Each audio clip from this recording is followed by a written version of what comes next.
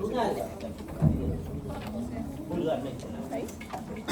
Los nevos son malformaciones circunféricas de los elementos que pueden ser congénitos o adquiridos. La mayoría son adquiridos. Se calcula que más del 95% de la población tiene uno o más modelos de un melanocito. Y hablamos de melanocito, ¿de qué color van a ser?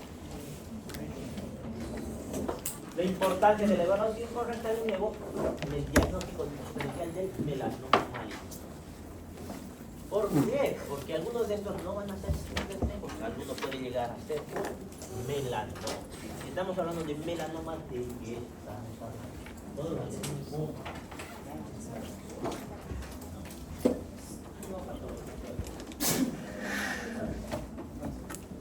Cuando un tumor es benigno, ¿cómo termina cuando es maligno? ¿Cómo termina?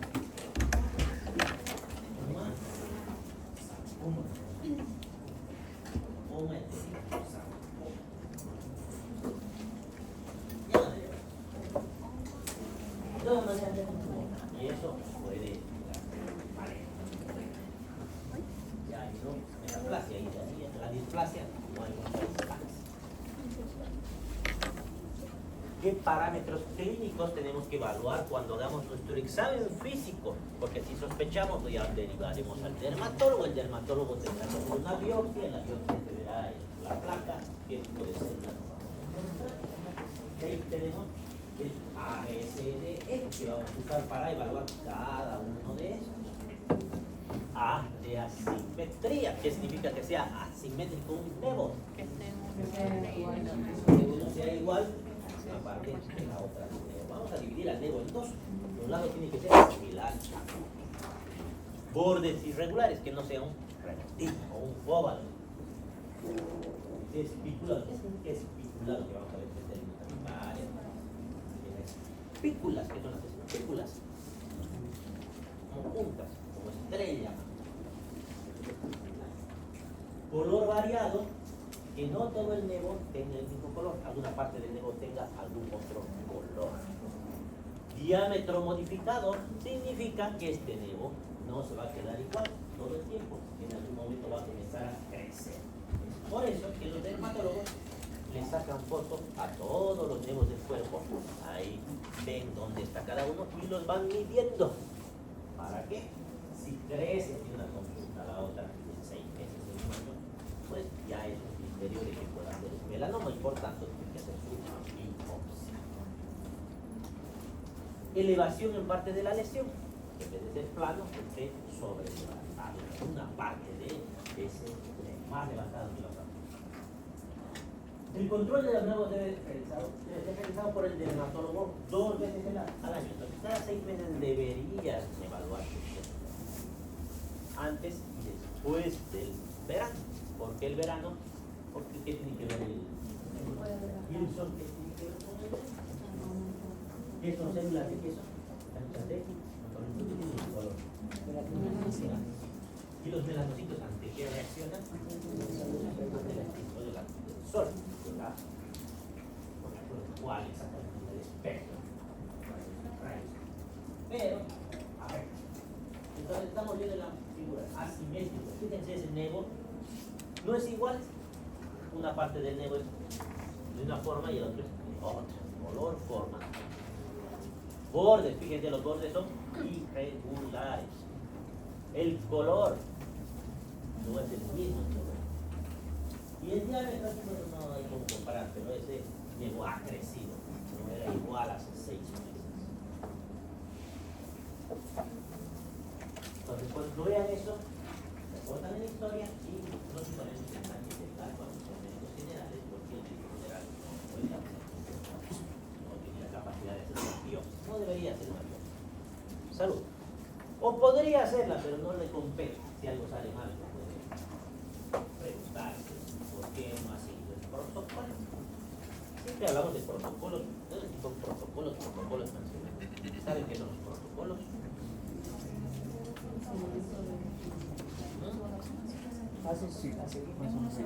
Ya. Por ejemplo, tengo un paciente con sinusitis. Y decidimos que tenemos muchos pacientes con sinusitis. Entonces, como vemos esos pacientes, nos reunimos entre varios médicos y decimos, hagamos nuestro protocolo para la sinusitis. Y el protocolo son, como dicen, los pasos que vamos a realizar. Tiene un paciente que sospechamos que es una sinusitis. ¿Qué vamos a hacer con ese paciente? Le vamos a pedir una radiografía de Bates, Waters. ¿Qué vamos a hacer? Le vamos a pedir una tomografía. ¿Cómo vamos a diagnosticar? ¿Qué vamos a hacer? Físico. Luego, cuando el siguiente paso, una vez que están sospechando, le vamos a pedir algún laboratorio. No es necesario pedir laboratorios. ¿Quién va a decidir eso? En una junta se hacen los protocolos y en los protocolos se dice lo que se va a hacer. La idea es no salir de los protocolos. Un protocolo dice que pida un hemograma, pues no lo voy a pedir PCR porque no está dentro de mi protocolo. Pongo un ejemplo, que se tenga o no que pedir PCR en la situación. Siguiente paso, que le voy a pedir un cultivo. No le voy a pedir un cultivo. ¿Qué antibiótico le voy a iniciar? ¿Cuál va a ser mi primer antibiótico? ¿Cuál va a ser el siguiente antibiótico si no funciona este antibiótico? Lo voy a mandar al otorrinolaringólogo. No lo voy a mandar. Es necesario que un otorrino vea una solución. Pero debe haber algún criterio que diga, no, esto es mejor que lo vea el otorrino. Entonces, ese es el protocolo. El protocolo sirve para proteger al médico. Porque si algo sale mal con este paciente, lo primero que se va a realizar, el abogado va a pedir, quiero ver si ha seguido el protocolo. ¿Y dónde van a ver que se haya cumplido el protocolo? Y si no han escrito algo y han hecho, lo han hecho, pero no lo han escrito, es como si no lo hubieran hecho. Y si no lo han hecho, se llama omisión. Ya van a ver en medicina legal que la omisión puede ser peor. No, yo lo he hecho, el problema es que no esté escrito, no se hace. Pasamos. Enfoque diagnóstico del paciente con prurito. ¿Qué es el prurito? Prurito es un síntoma frecuente de consulta dermatológica. Puede ser localizado o generalizado. ¿Cuándo puede ser localizado, por ejemplo? ¿En qué situación? Pulgares. ¿Qué caray? Generalizado, ¿cuándo podría ser generalizado? Por ejemplo, en una ictericia. Si yo estoy con 5 de bilirrubina, se van a afectar en su corpúsculo, no recuerdo si lo creo igual. ¿Qué corpúsculos tiene la piel? Pacini. ¿Cuál más? No me acuerdo de memoria. Pero hay uno de esos corpúsculos que se afecta con la bilirrubina y que va a provocar el fascismo ictericia, no te olvides. Síntomas de prurito. ¿Hace cuánto tiempo tiene este prurito? ¿Son días? ¿Son semanas? ¿Qué sensación le despierta? ¿Hay quemazón? ¿Ardor? ¿Qué es lo que siente ese paciente exactamente? ¿Qué es lo que está describiendo como que le pica? ¿Le pica una zona en particular? Pues generalizado. ¿Alguien más en la familia o contacto cercano tiene ese prurito? Por ejemplo, en el caso de la escabiosis, ¿qué es la escabiosis? Esto parásito. Eso es fácil. Contacto. Eso no se van a echar y sentar en la cama de los pacientes. A veces veo que se hacen la historia clínica y se sientan en la cama del paciente. Están en el San Juan de Dios, en el japonés. ¿Dónde más están haciendo sus prácticas? Existentes de escasos recursos. Muchos tienen ese caso. El prurito es continuo y no le permite conciliar el sueño. Orienta sobre la gravedad, intensidad y el grado de compromiso. El prurito lo despierta la noche, orienta su enfermedad sistémica. ¿Qué otras enfermedades sistémicas pueden provocar prurito? La enfermedad renal crónica. Lo mismo, van a ser por el aumento de la urémica y demás que vamos a ver más adelante. El prurito aparece cuando se ducha o cuando hace calor o cuando tiene la piel seca. Eso puede orientar una policitemia. Vean, ¿qué es una policitemia? ¿De los? Prurito acogénico. Que significa que cada vez que entre en contacto con la atopía, ya les he hablado de la atopía. ¿Qué era la atopía? Que voy a preguntar en su examen. A alguno le va a tocar eso. Algún examen va a tener un paciente atópico. Ya les he dicho el otro día que era atopía. más o menos. Son pacientes que tienen Hipersensibilidad. Tienen hipersensibilidad y tienen tendencia a desarrollar este tipo de alergia. Y xerosis. Xerosis es otro término de semiología que vamos a usar. Xerosis significa sequedad. Xeroftalmia. ¿Qué puede ser xeroftalmia? Significa que no tiene falta ahí. ¿Quién le da la humedad a los ojos? Entonces, ¿qué es lo que le falta? Entonces, es una enfermedad autoinmune que va a afectar a la glándula capilar. Entonces, xeroftalmia. Xerostomía.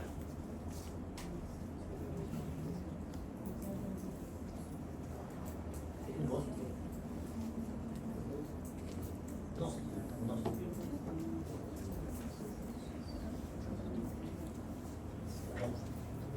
Apertura. Por ejemplo, xerostomía significa que no tengo saliva. Y cuando hablamos de xeroftalmia, xerostomía, de las dos cosas, ya tenemos que pensar en un síndrome, ya tenemos varias cosas. Xeroftalmia y xerostomía constituye lo que es el síndrome de Sjögren. El Sjögren es una enfermedad autoinmune muy pegada a lo que es la artritis reumatoidea. Ojos. Xeroftalmia, xerostomía, saliva. Voy a preguntar.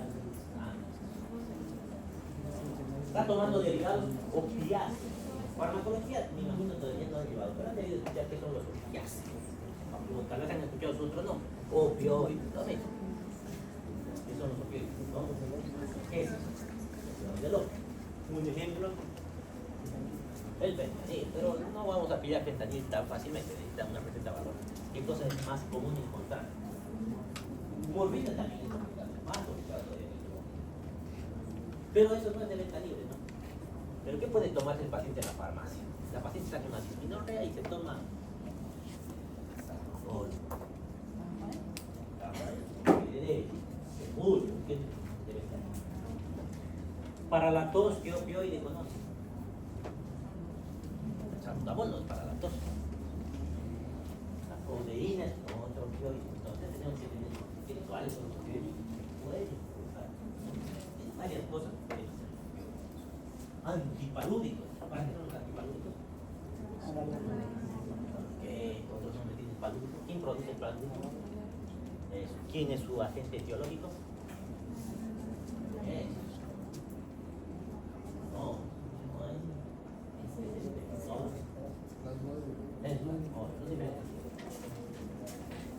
¿Con qué se usan los antipalúdicos? Como la hidroxicloroquina.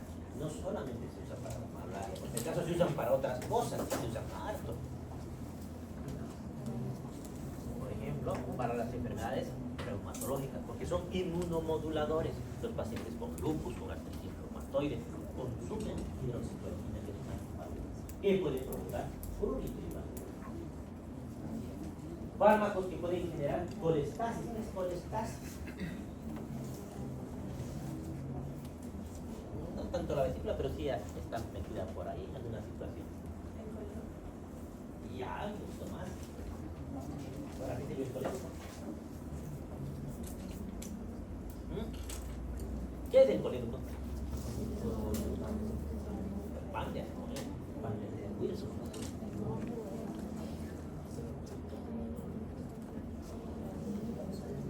A ver. ¿Y qué lleva el colérico?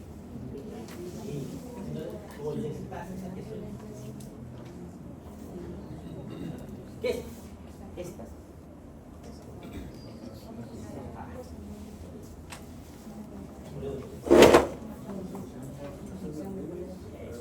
No está moviéndose la bilis ahí. Entonces, por obstrucción nomás, no va. Entonces, ¿qué pasa si no se mueve la bilis? ¿Qué va a suceder? Si está obstruido el conducto, ¿qué va a pasar? La bilirrubina. Si aumenta la bilirrubina, ¿qué va a provocar? También prurito.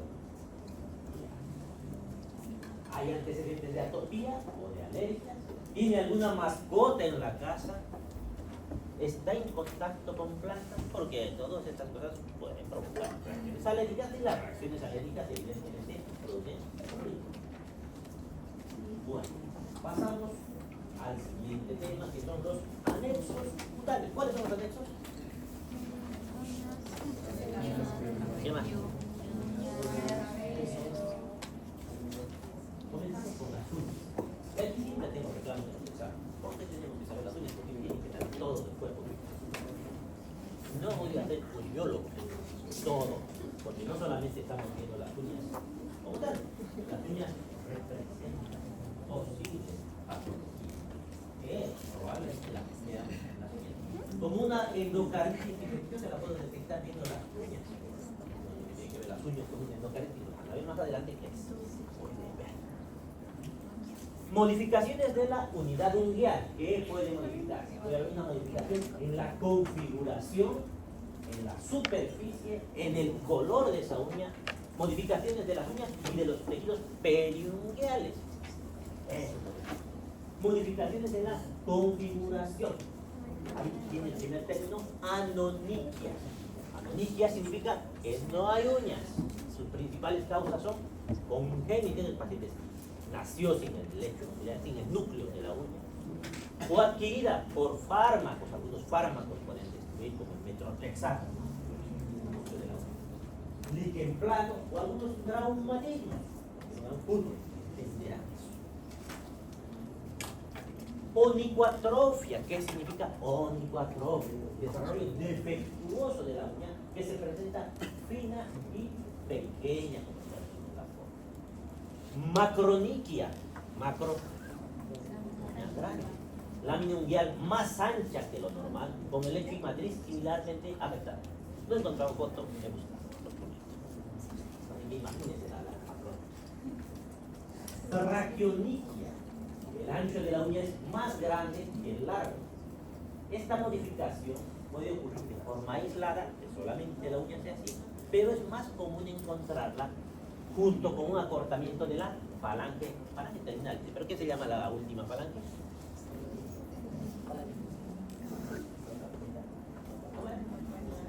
Falange distal, más fácil ya. ¿Pero qué otro nombre le ponen? Media distal.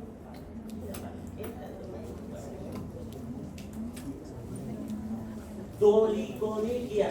¿Qué es doliconia? ¿Se están dando cuenta que no se estaban acordando anatomía? Tienen que acordarse. Doliconiquia. El eje longitudinal es mayor de lo habitual y se observa, por ejemplo, en la enfermedad de Marfan o de la Ehlers-Danlos. Marfan, ¿qué personaje conocen como Marfan? ¿Cómo es un personaje como Marfan? Muy alto, muy delgado, con los dedos muy largos. ¿Qué personaje conocen? Presidente de Estados Unidos. Yo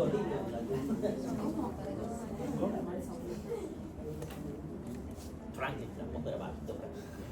Doctor, ahí cómo se vería el ejemplo. O sea, es normal.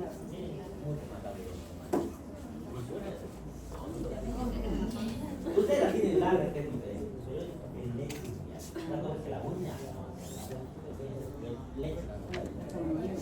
Ya tampoco crean que tiene más fácil.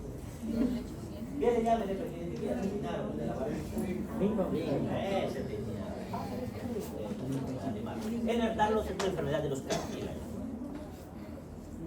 Todo tiene que saber, son médicos. Todo tiene que saber. Apaloniquia, aplanamiento y afinamiento de la uña. Creo que le ayudan a ayudar. Pero además son bien intuitivas. Apaloniquia está plano. Apaloniquia, uña plana. Coiloniquia. Este coilocito también de escuchar. ¿Dónde han visto los coilocitos? Ya han visto el coiloniquia. Una uña cóncava, también conocida como uña hinchada. Se observa la deficiencia de hierro. La hemocromatosis en pacientes que hacen diálisis, la porfiria, el acromegalia y la enfermedad tiroidea también, más que todo en el hipotiroidismo. Cuando hay alteración de la uña siempre piensan hipo o hipertiroidismo. ¿Qué es la acromegalia?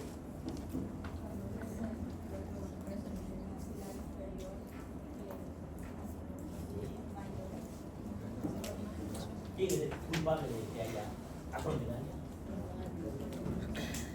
¿Qué hormona es la culpable? Hay un exceso de hormona de crecimiento. ¿Y por qué puede haber exceso de hormona de crecimiento? Por una sobreestimulación de la ¿Dónde está la hormona del crecimiento? ¿Dónde se define? ¿Dónde se produce?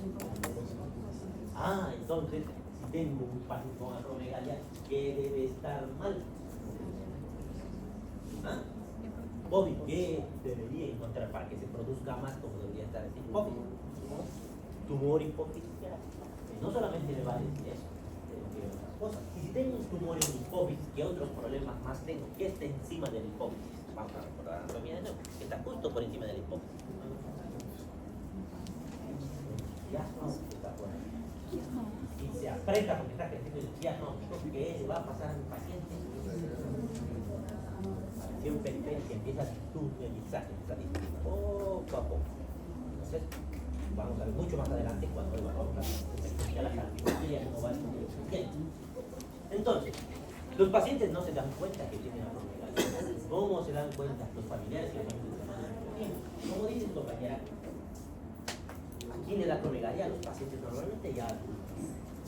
Porque si son jóvenes y tienen hormona del crecimiento, ¿qué les va a pasar? Pero si han terminado de crecer, si se han soldado el cartílago de crecimiento, ¿qué le va a pasar si sigue habiendo exceso de hormona del crecimiento? Se va a ensanchar de la mandíbula, los arcos superciliares cada vez más prominentes. Pero esto es crónico, no es algo que suceda de un día a otro. En las fotografías de la raza. Uñas hipocráticas. Esto se ve harto. Ven las uñas hipocráticas. Vayan viendo la de los pacientes cardíacos y pulmonares. Se van a dar cuenta que hay hartas. Uñas en vidrio de reloj. Ahí como la fotita dice una pelo.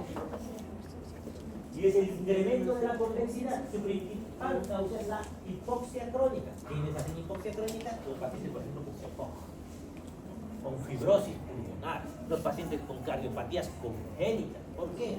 Porque si tengo una cardiopatía congénita, tengo una insuficiencia cardíaca y probablemente esté haciendo hipoxia por mi congestión cardíaca izquierda. Y si hago hipoxia, una de las reacciones del cuerpo, exactamente no se sabe por qué, pero hay un aumento de los capilares del lecho uñal y así que se vean los dedos así. Se dice dedos en palillo del tambor.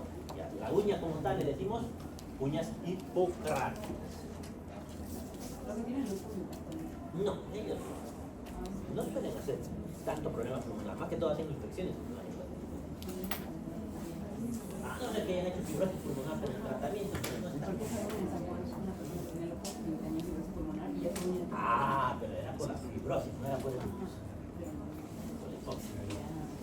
No es tan común esta fibrosis en los lupus, pero puede ser. Bueno. Pacchionychia, engrosamiento de la lámina unguial, más hiperplasia del onicogrifosis, engrosamiento, elongación e hipercurvatura de las uñas. Sus principales causas son edad avanzada, vasculopatía periférica y falta de corte de la uña. Pasamos a otro tipo de alteraciones, modificaciones en la superficie de la uña. Surcos longitudinales. Depresiones longitudinales de la lámina unguial que pueden ser autoprovocadas.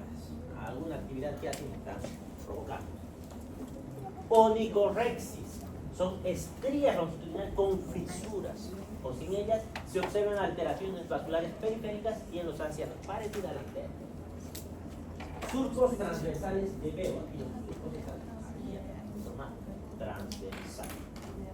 Surcos de Beo a veces les dicen solamente. Depresiones transversales aparecen en la lúnula. ¿La lúnula qué parte de la uña es? La uña tiene parte, ¿qué parte? Lúnula. Entonces aparecen ahí. A modo que va creciendo la uña, van avanzando.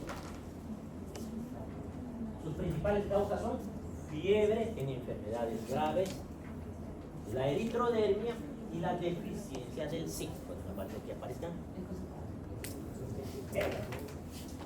hoyuelos o uñas punteadas, depresiones puntiformes de la lámina unguial. Por las características clínicas se llama uña enrudedad. ¿Por qué uña enrudedad? ¿Qué es enrudedad? costureras se ponían en edad, que tenían huequitos para que vayan haciendo cosas, para que no se pinche más. Sus principales causas son la psoriasis. ¿Qué es la psoriasis? Alopecia areata y otro trauma.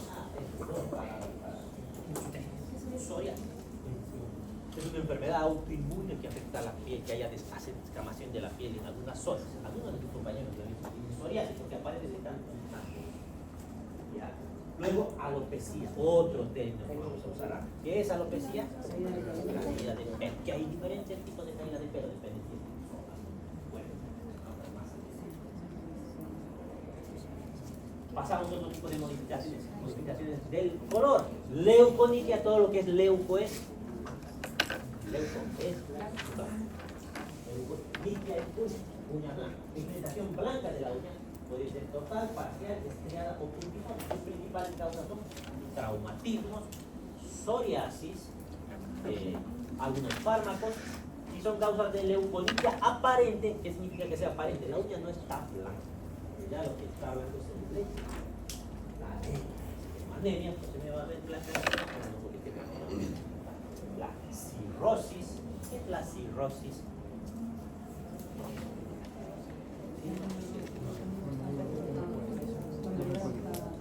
Está mala.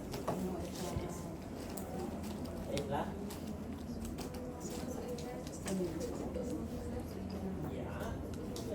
fibrosis, cicatrices secundarias a una hepatopatía, una hepatitis crónica. Insuficiencia renal. La insuficiencia renal en realidad porque va a estar pálida la uña. ¿Ah? ¿Qué tiene la insuficiencia renal? ¿Qué le pasa a la insuficiencia renal? ¿Tiene otro grupo? ¿En el plano mental?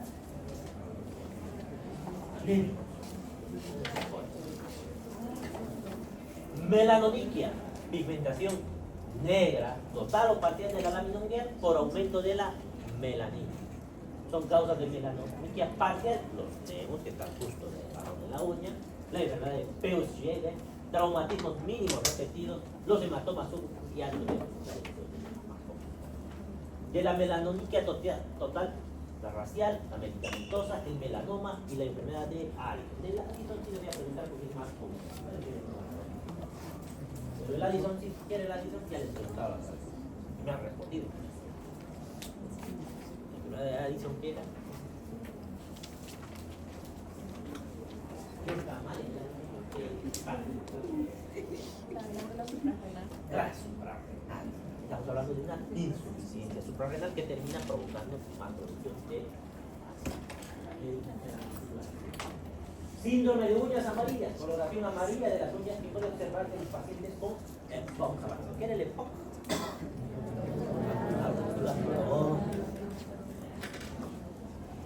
¿Y a quién le da EPOC? ¿Quiénes terminan haciendo EPOC? Aquí hay harto EPOC. Crónica termina. Para aquella bronquitis crónica, ¿qué tiene que pasar? Tabaquistas, o aquí en nuestro medio hay la señora, por ejemplo, que cocina a leña, hay harto para que lo fuma, pero que cocina a leña. Todo que hacen tirando el humo, y ese humo, ¿qué es una bronquitis? Inflamación del bronquio. Y entonces, si está inflamado todo el tiempo, se termina dañando y hace luego todo tipo de hacen dilataciones de los bronquios, algunas secreciones, hacen fibrosis, terminan haciendo hipoxia crónica. Modificación de las uñas y tejidos periunguiales. Tenemos aquí la onicolisis. ¿Qué es lisis? Entonces, separación de la lámina ungueal del lecho en la parte distal y lateral que avance hacia la luna. Sus principales causas son endocrinopatías, ahí hablamos más de hiper y de hipotiroidismo. Y micosis, que es la onicomicosis. ¿Cómo fue la onicomicosis? ¿Cuál? el girasol. Pero el problema de la uña es cómo le va a hacer. Es mejor porque la fina la uña. Pero ¿cuál es el problema de la uña? ¿Ah? Natural, pero bastante tiempo. Va a ser bien largo plazo. No tiene que hacer una semana, 2 semanas, 3 meses. Y tiene que ser. ¿Sirve que le ponga yo esmalte a las uñas? No. Tiene que ser. ¿Por qué? ¿Dónde está el lecho uñal? ¿Dónde está el núcleo de la uña? ¿Dónde está el hongo? Por adentro. No va a llegar el cabello.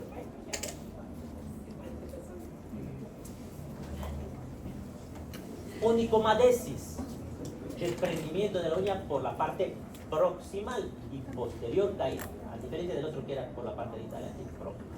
Sus principales causas son estrés intenso y traumatismo. Onicocriptosis, que es el término médico de la uña encarnada. La forma laterodistal es muy frecuente en adolescentes y en ocasiones, muchas veces por alteraciones ortopédicas. ¿Qué significa alteraciones ortopédicas? Por el uso de calzado. ¿Y cómo se saca la uña encarnada? ¿Se saca la uña? Mal. ¿Cómo? ¿Qué es uña encarnada? ¿Qué están entendiendo con uña encarnada? ¿Qué está sucediendo aquí? ¿Qué ha pasado con la uña? Está creciendo por dentro de la piel. Y eso puede salir por un costado. Va a pasar. Y duele algo. Entonces, ¿qué solución le van a dar? Si le sacan la uña, ¿qué va a pasar? Va a volver a crecer. Si el lecho no le han hecho nada al lecho, va a crecer por el mismo lecho. Y va a volver a encarnarse. Va a terminar en lo mismo. ¿Qué solución le daría? ¿Dónde se está encarnando? Normalmente aquí al costado, aquí en el tercero. Entonces, ¿qué tengo que hacer? Tengo que reconstruir esta parte. ¿Cómo voy a reconstruir? Agarro mi bisturí, corto la uña, no sé si se ve desde allá, corto por aquí la uña, en los ángulos, corto la piel por aquí, punto, punto, punto, punto. Entonces estoy reconstruyendo todo ese surco para que no vuelva a encarnarse. Si le saco la uña, se va a volver a encarnar. Es que al menos, bueno, ¿cómo se llama la persona que se encarga de esta parte, pero meten gasas adentro y cada semana tienen que hacer el control? Más incómodo. No sé por qué hacen, pero Sí. saben que es Los Ángeles, ¿no? Han llevado anatomía, me imagino, de cirugía, ¿qué clase de llevar si saben hacer nudos, ya saben, ya saben. ¿Incisiones? No, Victoria.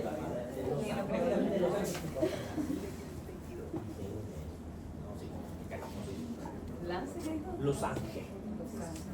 Busquen. Pero aquí, a los dos lados. Pelo. Vamos a hablar del pelo. Tipos de pelo. Existen 3 tipos principales de pelo. El lanudo, que solamente vamos a ver al efecto. Y que se cae un mes antes del nacimiento, más o menos. Pero como hay niños prematuros, ellos nacen vello. El pelo delgado, corto y sin médula que cubre la mayor parte del cuerpo. Generalmente no se ve, pero si se acerca bastante van a ver todo el mundo. El pelo terminal se encuentra en el cuero cabelludo, cejas, pestañas, barba, axila, dientes, todo. Alteraciones del pelo pueden ser cualitativas como la alopecia, que a su vez pueden ser circunscritas o difusas. Aquí tenemos el término efluvios anogénicos, como el que sucede en la quimioterapia. ¿Qué va a pasar en el efluvios anogénico? Va a evitar que se desarrolle el nuevo pelo y por tanto ese cabello se va a caer. ¿Qué es quimioterapia?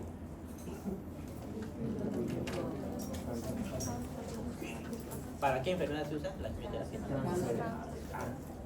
Entonces, ¿qué es lo que quiero hacer yo en el cáncer? ¿Cómo trato el cáncer? ¿Qué es el cáncer? Entonces, ¿qué es lo que yo quisiera para tratar este cáncer? Para frenar. Destruir el anormal crecimiento. ¿Voy a poder hacer eso? No voy a poder. Voy a tener que destruir todo el crecimiento de las células. Bueno, todas. Frenar. Y al frenar todas, pues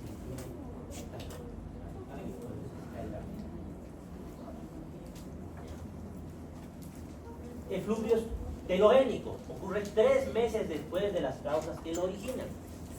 Ejemplo, que tenga fiebre muy alta, enfermedades sistémicas crónicas, postparto, cirugía, anestesia, dietas hipocalóricas, hipoproteicas.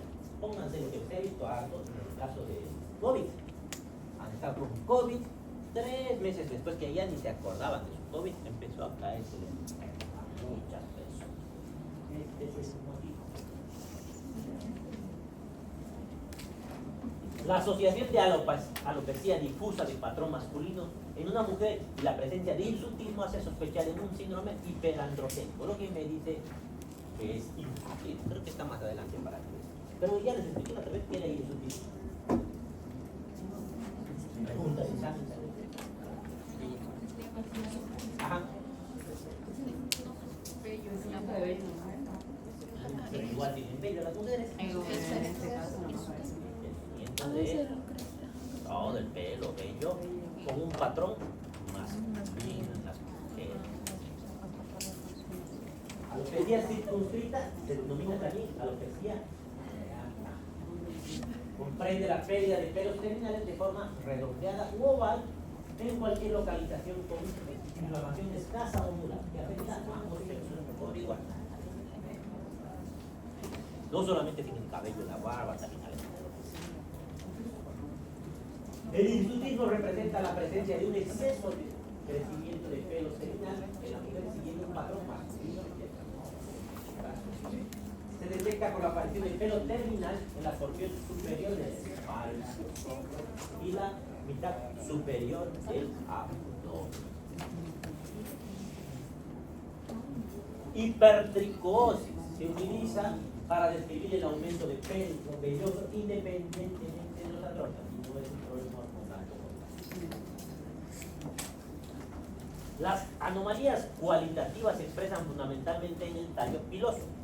Pueden presentarse como un adelgazamiento de este como en el caso del hipertiroidismo, o un engrosamiento como en el hipotiroidismo. Las dos cosas altas. Y eso sería todo sobre bien. ¿Dudas? Como verán en este capítulo especial, incluida la tesis primaria que secundaria, podría tener pero no van a hacer ni tanto, pero no se olviden que van a hacer varios tipos de exámenes. No crean que va a ser el mismo examen para todos. ¿Va a seguir explicando? ¿Va a seguir explicando hasta acá quedó? Hasta aquí. Ahí. Listo.